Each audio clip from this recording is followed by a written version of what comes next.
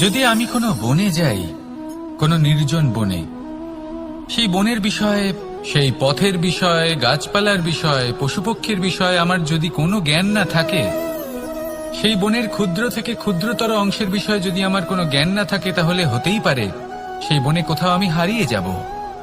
হয়তো এমনভাবে হারিয়ে যাব কোনোদিনও বাইরেই বেরোতে পারবো না। তাই সেই বনের বিষয়ে জ্ঞান লাভ করা আবশ্যক। এটাই হলো শিক্ষা। জীবনে বেশিরভাগ মানুষই কেন অসফল হন? ওনারা একটা লক্ষ্য স্থির করেন, কিন্তু সেই পথের বিষয়ে তারা পর্যাপ্ত জ্ঞান অর্জন করেন না। সেই পথে কি বিপদ আসতে পারে প্রত্যেকটা পৃষ্ঠার জ্ঞান তাদের নেই, আর সেই জন্যই তারা অসফল হন। আপনি জীবনে যখনই কোনো লক্ষ্য স্থির করবেন, কোনো লক্ষ্য সাধন করবেন, পরিকল্পনার সাথে সেই পথে অগ্রসর হন। সেই পথকে বোঝার চেষ্টা করুন, সেই পথের বিপদ সম্পর্কে জ্ঞান লাভ করুন, সবকিছু জানার চেষ্টা করুন, অজানা তথ্য আহরণ করুন, আর তারপর সেই লক্ষ্যের প্রতি নিজেকে সমর্পিত করুন। তবেই আপনি সাফল্য লাভ করবেন, আর এই মন প্রসন্ন হয়ে বলবে, রাধা রাধা। আপনি নিশ্চয়ই কখনো অনুভব করেছেন, যদি কোনো নির্মল ব্যক্তির কাছে গিয়ে বসেন, তাহলে মনে নির্মল অনুভূতি হয়, এই মন শান্ত হয়ে যায়। সেইখানেই কোনো দুশ্চরিত্র মানুষের কাছে গিয়ে বসলে এই মন বিচলিত হয়ে যায়। কারণটা কি? কারণ যে ব্যক্তি নির্মল মনের, তিনি সবার মধ্যে নির্মলতা ছড়িয়ে দেন। আমাদের অন্তরে যা থাকে আমরা সেটাই সবার মধ্যে বিতরণ করি। যদি আপনি এই সংসারে শুভ বোধ ছড়িয়ে দিতে চান, তাহলে প্রথমে শুভ গ্রহণ করুন, তা অর্জন করুন। এই সংসারে জ্ঞানের শক্তি লাভ করুন, আর সেই জ্ঞানের শক্তি সংসারে বিতরণ করুন।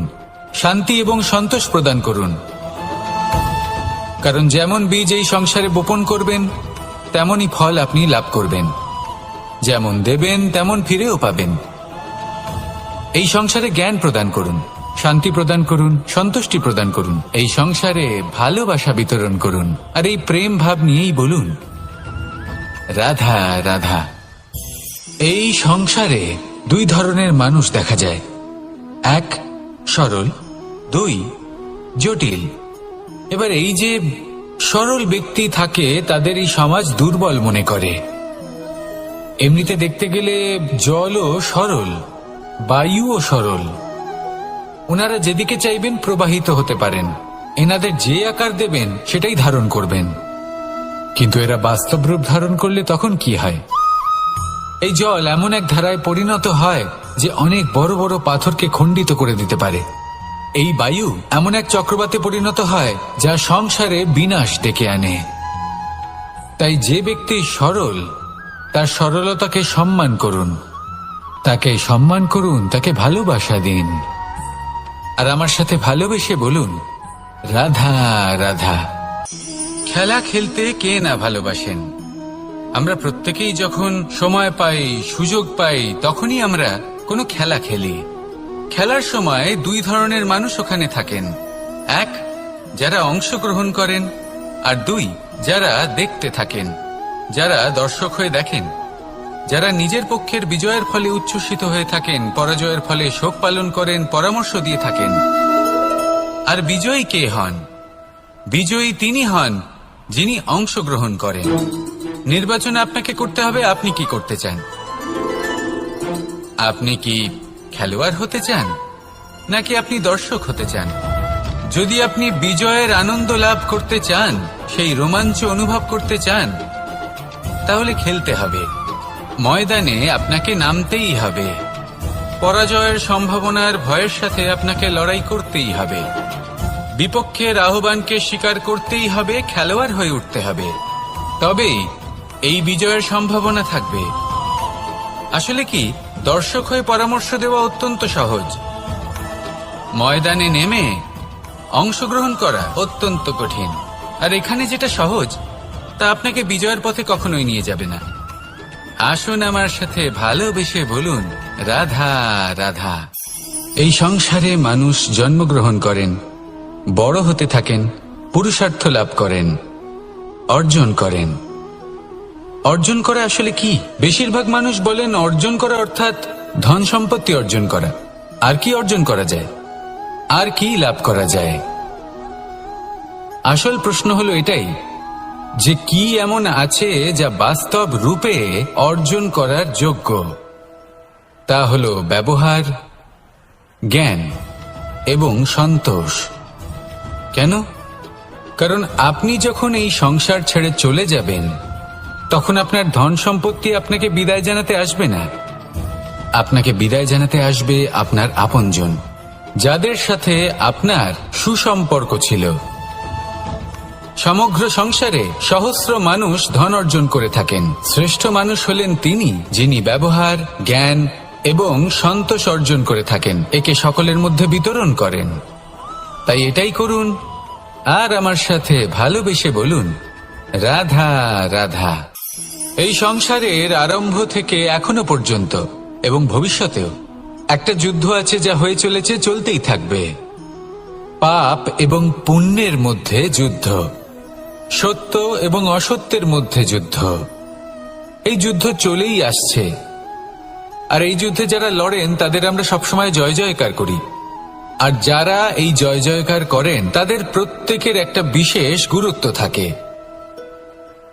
যখনই কোনো যোদ্ধা যুদ্ধক্ষেত্রে ক্লান্ত হয়ে পড়ে, শক্তিহীন হয়ে পড়ে, তখন এরা জয় জয়কার করে, শঙ্খ বাজাতে থাকে, সেই যোদ্ধাকে অনুপ্রেরিত করে, শক্তি এবং সাহসে ভরিয়ে তোলে। আর তখন সেই যোদ্ধা সেই যুদ্ধকে এগিয়ে নিয়ে যেতে পারে। যখন শ্রীরাম লঙ্কা যাত্রা করার জন্য সেতু তৈরি করছিলেন, তখন একটা ছোট্ট মিষ্টি কাঠবিড়ালি নিজের মুখে মাটির টুকরো বয়ে নিয়ে গিয়ে তার সাধ্যমতো তাকে সাহায্য করছিল। শ্রীরাম দেখলেন এবং বললেন যে ও তো সবার মনোবল বৃদ্ধি করছে, সবাইকে প্রেরিত করছে। ও বলল যে আমি এত ছোট হয়েও যদি এই কাজ করতে পারি, তাহলে আপনারা সবাই কেন পারবেন না? এটাই হলো সেই সকলের মাহাত্ম্য, যারা জয় জয়কার করেন, অনুপ্রেরিত করেন, সাহস যোগান। ওনারা সেই ব্যক্তি যারা একজন যোদ্ধার মধ্যে যুদ্ধকে জয় করার শক্তি প্রদান করেন। আসুন আমার সাথে ভালোবেসে বলুন, রাধা রাধা। সংসারে আমাদের জীবনে যখন কোনো সুখ বা দুঃখ আসে, তার জন্য আমরা কাউকে না কাউকে অবশ্যই দায়ী করে থাকি, তাই না? এই ব্যক্তি আমাদের সাথে এরকম কাজ করেছেন, তাই আমার সাথে এমন হলো। ওই ব্যক্তি যদি এমনটা না করতেন, তাহলে আজ আমি ওই স্থানে পৌঁছতে পারতাম। সবই আপনার দৃষ্টিভঙ্গির ওপর নির্ভরশীল, আর যদি আপনার দৃষ্টিভঙ্গি এমন হয় তাহলে তা অনুচিত। সত্যি কথা বলতে এই সংসারে ভিন্ন ভিন্ন ধরনের মানুষ আছে। এটা আপনার ওপর নির্ভর করছে কিভাবে তাদের স্বাগত জানাবেন। একবার ভাবুন, আমি আমার দুটো হাত সামনে নিয়ে এলাম, দুটো মুঠো খুলে দিলাম। দুই প্রকারের মানুষ আসবেন, কিছু না কিছু দিয়ে যাবেন। এই মুঠো যদি আমি বন্ধ করে দিই, তাহলে না কেউ আমাকে কিছু দিতে পারবে, না আমার কিছু যাবে আসবে। নিশ্চয়ই বুঝতে পারছেন এই দুই ধরনের ব্যক্তি কারা এবং তারা কি দিয়ে যান। আমি যদি নিজের মুঠো খুলে দিই, তাহলে কিছু ভালো মানুষ আসবেন, আমাকে আনন্দ, সন্তুষ্টি, জ্ঞান প্রদান করে যাবেন, ভালো অভিজ্ঞতা দিয়ে যাবেন। কোনো খারাপ ব্যক্তি যদি আসেন, তাহলে তিনিও খারাপ অভিজ্ঞতা দেবেন, যার থেকে আমি শিক্ষা লাভ করব। এই সব কিছু আমি লাভ করতে পারি। মুঠো যদি বন্ধ করে রাখি, তাহলে আমি কিছুই পাবো না। দেখুন, এই সংসারে প্রত্যেকের জীবনে এইরকম। প্রত্যেকের জীবনে সবকিছুই আছে, ভালো খারাপ দুই মানুষই আছে, ভালো অভিজ্ঞতা আছে, খারাপ অভিজ্ঞতা আছে। নির্ভর করছে আপনার উপর যে আপনি কি করবেন, এনাদের স্বাগত কিভাবে জানাবেন, কার থেকে কি বুঝবেন, কি শিখতে পারবেন, আর কোন দৃষ্টিভঙ্গি নিয়ে অগ্রসর হবেন। এটাই নির্ধারণ করবে যে আপনার জীবন কেমন হবে। আসুন আমার সাথে ভালোবেসে বলুন, রাধা রাধা। এটা হলো একটা সাদা পাতা। এবার এতে আমি যাই লিখব, সেটাই এর অস্তিত্ব হবে। এতে আমি প্রেমের কিছু কথা লিখে একে প্রেমপত্র বানিয়ে তুলতে পারি। মাতা পিতার জন্য একটা শুভ সংবাদ লিখতে পারি। শত্রুর বিষয়ে সতর্ক করব বলে সেনাকে একটা সংবাদ লিখতে পারি। দ্বারকাবাসীর জন্য কোনো সংবাদ পাঠাতে পারি। যাই লিখব, এই পত্র সেটাই হয়ে উঠবে। সেই রকমই হলো আমাদের জীবন। আমরা যেমন কর্ম আমরা করব, আমাদের অস্তিত্ব এবং ব্যক্তিত্ব ঠিক তেমনই হয়ে উঠবে। যদি আপনি একটা অসাধারণ, উজ্জ্বল এবং সম্মানজনক জীবনযাপন করতে চান, তাহলে তার একটা রহস্য আপনাকে বলি। যেমন কথন হবে, কর্ম তেমন হবে। অর্থাৎ যতটুকু বলেছেন ততটুকুই করুন, আর যতটুকু করেছেন ততটুকুই বলুন। এই একটা নিয়ম যদি আপনারা পালন করেন, তাহলে এই সংসারের সমস্ত পণ্ডিত আপনাকে অবশ্যই সম্মান করবেন। তাহলে এটাই করুন আর আমার সাথে ভালোবেসে বলুন, রাধা রাধা। কখনো কোনো পাখিকে দেখেছেন? যখন সে প্রথমবার উড়তে চেষ্টা করে, সে বাসা থেকে মাটিতে পড়ে যায়, কিন্তু সে হার মানে না, চেষ্টা করতে থাকে, করতেই থাকে, ডানা ঝাপটাতে থাকে, আর তারপর সে উড়তে শেখে। গোল শালগ্রাম শিলাকে দেখুন, পর্বত থেকে খসে পড়ে, ধাক্কা খায়, জলের প্রবাহ দ্বারা ঘর্ষিত হয়, তারপরে তা শালগ্রামে পরিণত হয়। ভেবে দেখুন, যদি কোনো পাখি প্রথমবার উড়তে গিয়ে এটা ভাবে যে না না, যদি আমি পড়ে যাই তবে, আমার যদি আঘাত লাগে তবে, আর যদি ভয়ের কারণে সে শুরুই না করতে পারে, চেষ্টাই না করে, তাহলে কি সে উড়তে শিখবে? কখনো হবেন না। আসুন আর আমার সাথে ভালোবেসে বলুন, রাধা রাধা। যদি আমি আমার চোখ বেঁধে কোনো একটা নির্দিষ্ট দিকে নিজের সমস্ত শক্তি প্রয়োগ করে ছুটে যাই, তাহলে কি হবে? আমি কোথাও ধাক্কা খেতে পারি, নিজের ক্ষতি করতে পারি, কোথাও পড়ে যেতে পারি, তাই না? অর্থাৎ এটা নিশ্চিত এই কাজ আমার করা উচিত নয়। কিন্তু আজকের দিনে প্রত্যেকটা মানুষ এই কাজই করছেন, তাই না? কোনো কাজ করার পূর্বে সেই কাজের বিষয়ে সম্পূর্ণ তথ্য কোথায় সংগ্রহ করছেন? শুধু এটুকু জানেন যে এই কাজটা করলে কত ধন অর্জন করবেন আর কত নাম হবে, আর ব্যাস, সামনে এগিয়ে যান। এটা উচিত নয়। পূর্ণরূপে যে কোনো কাজ করার আগেই সেই কাজের বিশ্লেষণ করে নেওয়া উচিত, তা বুঝে নেওয়া উচিত, এবং সেই বিষয়ে অবশ্যই খেয়াল রাখা উচিত যে আপনার শরীর এবং আপনার মন এই কাজ করার জন্য কি প্রস্তুত রয়েছে। যদি তা না হয়, তাহলে প্রথমে নিজেকে শুধরে নিন, তারপরে সেই কাজ করুন। যদি এইভাবে জীবনে সামনে এগোন, তাহলে সাফল্যের সম্ভাবনা জীবনে অনেক বেশি বেড়ে যাবে। তাহলে এটাই করুন আর আমার সাথে ভালোবেসে বলুন, রাধা রাধা। এই সংসারের সব থেকে বড় যোদ্ধা কে? কেউ বলবেন অর্জুন, কেউ বলবেন ভীম, কেউ বলবেন হনুমান, আদি ইত্যাদি। কিন্তু এই সংসারের সব থেকে বড় যোদ্ধা আপনার মনের ভেতরে আছে, আপনার মনের মধ্যে আছে।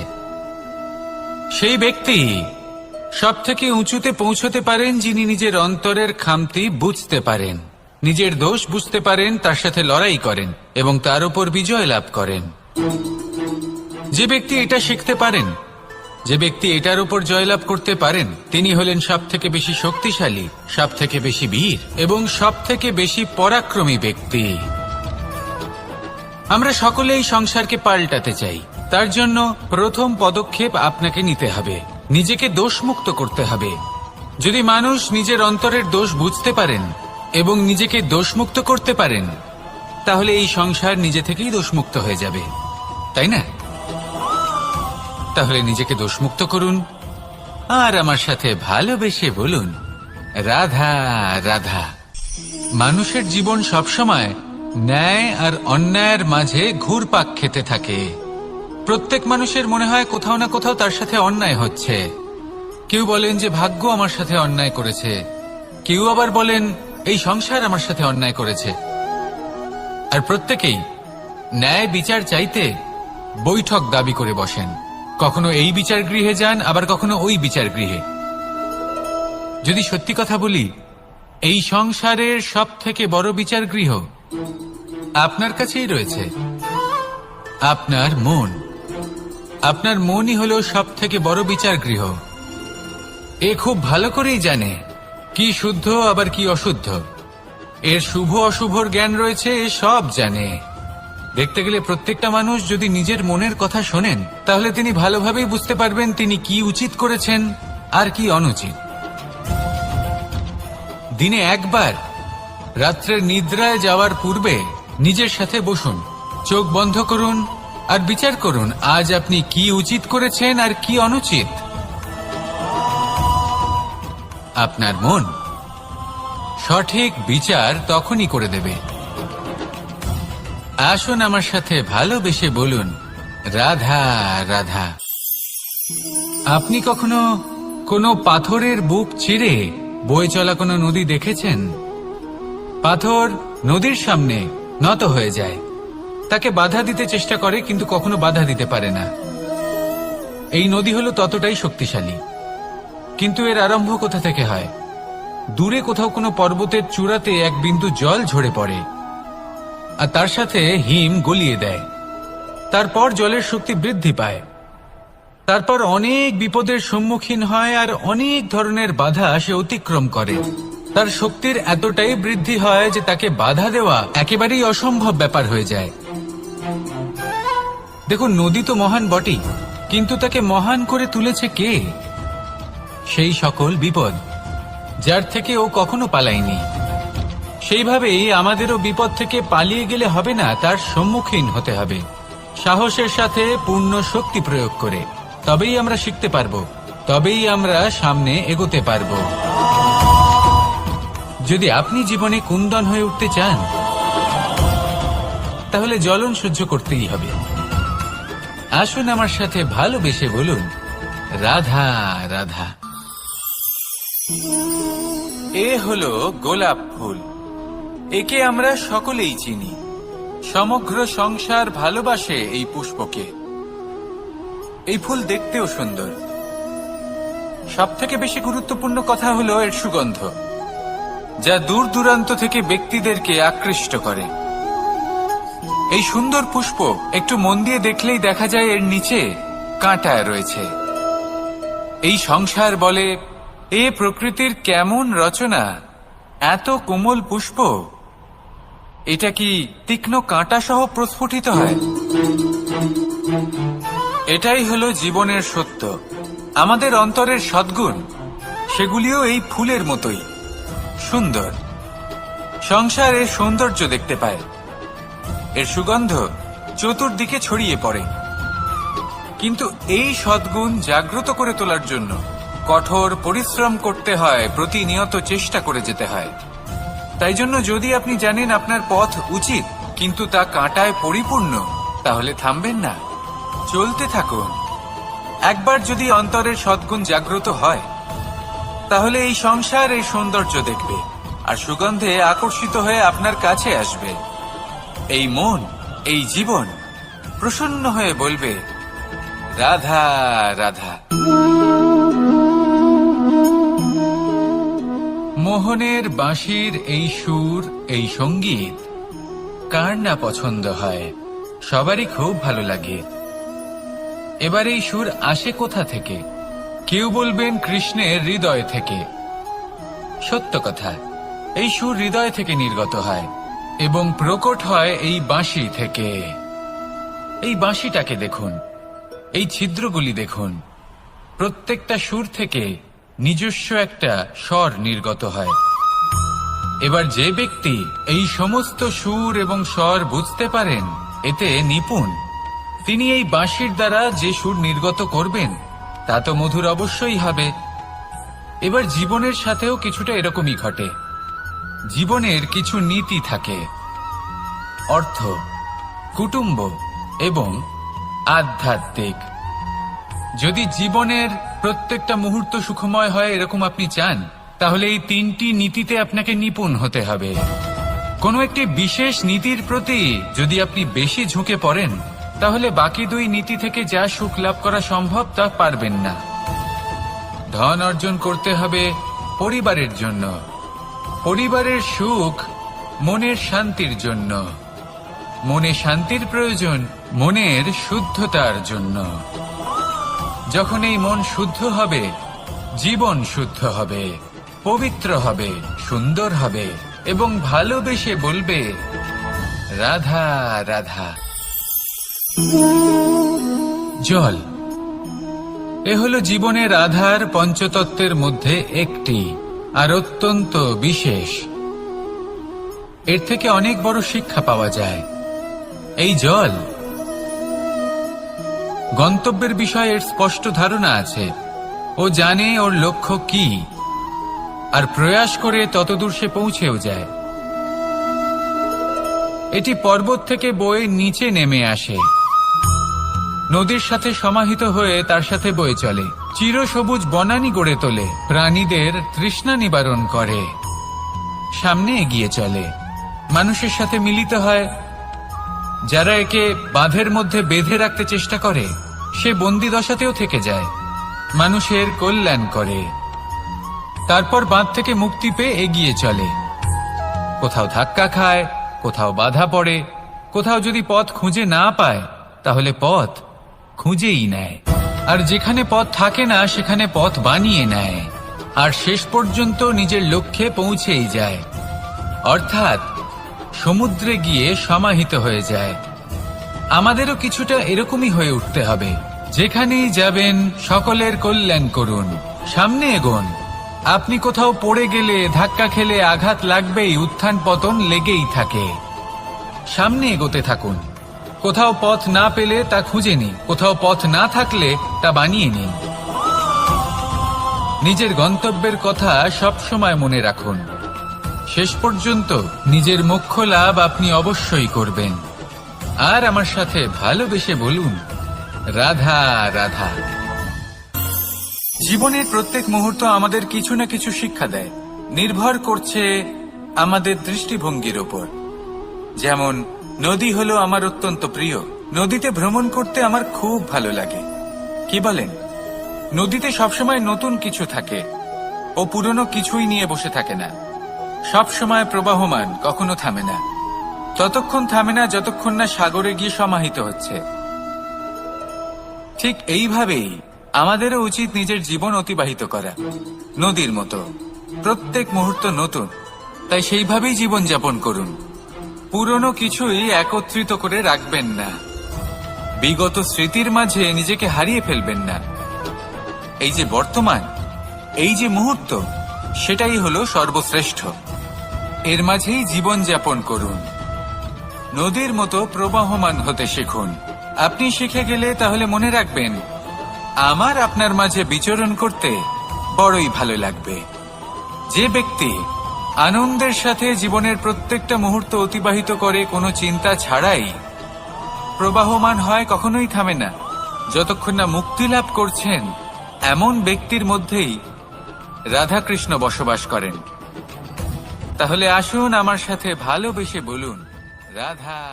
যদি আমি কোনো বনে যাই, কোনো নির্জন বনে, সেই বনের বিষয়ে, সেই পথের বিষয়ে, গাছপালার বিষয়ে, পশুপক্ষীর বিষয়ে আমার যদি কোনো জ্ঞান না থাকে, সেই বনের ক্ষুদ্র থেকে ক্ষুদ্রতর অংশের বিষয়ে যদি আমার কোনো জ্ঞান না থাকে, তাহলে হতেই পারে সেই বনে কোথাও আমি হারিয়ে যাব। হয়তো এমন ভাবে হারিয়ে যাব, কোনোদিনও বাইরেই বেরোতে পারবো না। তাই সেই বনের বিষয়ে জ্ঞান লাভ করা আবশ্যক। এটাই হলো শিক্ষা। জীবনে বেশিরভাগ মানুষই কেন অসফল হন? ওনারা একটা লক্ষ্য স্থির করেন, কিন্তু সেই পথের বিষয়ে তারা পর্যাপ্ত জ্ঞান অর্জন করেন না। সেই পথে কি বিপদ আসতে পারে প্রত্যেকটা পৃষ্ঠার জ্ঞান তাদের নেই, আর সেই জন্যই তারা অসফল হন।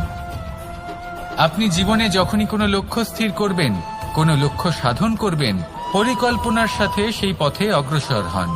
সেই পথকে বোঝার চেষ্টা করুন, সেই পথের বিপদ সম্পর্কে জ্ঞান লাভ করুন, সবকিছু জানার চেষ্টা করুন, অজানা তথ্য আহরণ করুন, আর তারপর সেই লক্ষ্যের প্রতি নিজেকে সমর্পিত করুন। তবেই আপনি সাফল্য লাভ করবেন, আর এই মন প্রসন্ন হয়ে বলবে, রাধা রাধা। আপনি নিশ্চয়ই কখনো অনুভব করেছেন, যদি কোনো নির্মল ব্যক্তির কাছে গিয়ে বসেন, তাহলে মনে নির্মল অনুভূতি হয়, এই মন শান্ত হয়ে যায়। সেইখানেই কোনো দুশ্চরিত্র মানুষের কাছে গিয়ে বসলে এই মন বিচলিত হয়ে যায়। কারণটা কি? কারণ যে ব্যক্তি নির্মল মনের, তিনি সবার মধ্যে নির্মলতা ছড়িয়ে দেন। আমাদের অন্তরে যা থাকে আমরা সেটাই সবার মধ্যে বিতরণ করি। যদি আপনি এই সংসারে শুভ বোধ ছড়িয়ে দিতে চান, তাহলে প্রথমে শুভ গ্রহণ করুন, তা অর্জন করুন। এই সংসারে জ্ঞানের শক্তি লাভ করুন, আর সেই জ্ঞানের শক্তি সংসারে বিতরণ করুন। শান্তি এবং সন্তোষ প্রদান করুন। কারণ যেমন বীজ এই সংসারে বপন করবেন, তেমনই ফল আপনি লাভ করবেন। যেমন দেবেন তেমন ফিরেও পাবেন। এই সংসারে জ্ঞান প্রদান করুন, শান্তি প্রদান করুন, সন্তুষ্টি প্রদান করুন। এই সংসারে ভালোবাসা বিতরণ করুন, আর এই প্রেম ভাব নিয়েই বলুন রাধা রাধা। এই সংসারে দুই ধরনের মানুষ দেখা যায়, এক সরল, দুই জটিল। এবার এই যে সরল ব্যক্তি থাকে তাদের এই সমাজ দুর্বল মনে করে। এমনিতে দেখতে গেলে জলও সরল, বায়ুও সরল। ওনারা যেদিকে চাইবেন প্রবাহিত হতে পারেন, এনাদের যে আকার দেবেন সেটাই ধারণ করবেন। কিন্তু এরা বাস্তব রূপ ধারণ করলে তখন কি হয়? এই জল এমন এক ধারায় পরিণত হয় যে অনেক বড় বড় পাথরকে খণ্ডিত করে দিতে পারে। এই বায়ু এমন এক চক্রবাতে পরিণত হয় যা সংসারে বিনাশ ডেকে আনে। তাই যে ব্যক্তি সরল তার সরলতাকে সম্মান করুন, তাকে সম্মান করুন, তাকে ভালোবাসা দিন। আর আমার সাথে ভালোবেসে বলুন রাধা রাধা। খেলা খেলতে কে না ভালোবাসেন? আমরা প্রত্যেকেই যখন সময় পাই, সুযোগ পাই, তখনই আমরা কোনো খেলা খেলি। খেলার সময় দুই ধরনের মানুষ ওখানে থাকেন, এক যারা অংশগ্রহণ করেন, আর দুই যারা দেখতে থাকেন, যারা দর্শক হয়ে দেখেন, যারা নিজের পক্ষের বিজয়ের ফলে উচ্ছ্বসিত হয়ে থাকেন, পরাজয়ের ফলে শোক পালন করেন, পরামর্শ দিয়ে থাকেন। আর বিজয়ী কে হন? বিজয়ী তিনি হন যিনি অংশগ্রহণ করেন। নির্বাচনে আপনাকে করতে হবে আপনি কি করতে চান। আপনি কি খেলোয়াড় হতে চান, নাকি আপনি দর্শক হতে চান? যদি আপনি বিজয়ের আনন্দ লাভ করতে চান, সেই রোমাঞ্চ অনুভব করতে চান,